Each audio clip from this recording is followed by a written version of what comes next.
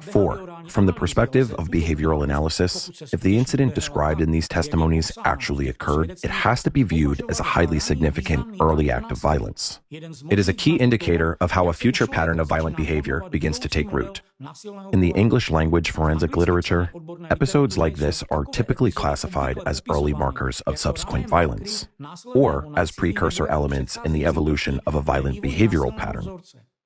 Researchers consistently emphasize that early aggressive behavior is frequently linked to a much higher risk of severe, repeated violence down the road, especially when combined with pronounced antisocial or psychopathic traits. But there's another hidden storyline buried in this biography, and according to the books by James Ressler and Victor Friedman, as well as the psychobiographical analysis conducted by the independent journalists from the Act Files portal, it unfolds just a little bit later, during that exact same 9th grade year, and the central figure in this story is Yasha. Yasha's story is the core nerve of all material I'm analyzing today.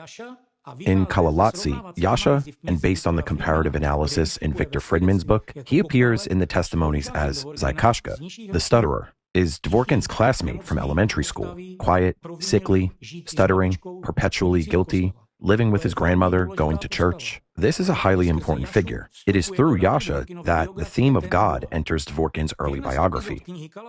In one episode of Kalalatsi, Yasha speaks of God as a force that can extend a hand and get anyone. For a child's mind, this isn't just an abstract conversation about religion. It is simultaneously an image of an ultimate power, punishment, mystery, and an unreachable control. And, as James Ressler emphasizes in his interpretation, this very image then starts coming back in various forms in later texts and episodes, taking on a deeper and deeper psychological significance. Moving on, if we follow the logic of the analyzed materials, an event occurs that sharply alters the direction of the entire biographical thread. At the end of the 9th grade, Dvorkin's close friend, Yasha, is pulled dead from the Solkoniki ponds. It's this exact episode that becomes pivotal for the subsequent psychobiographical analysis.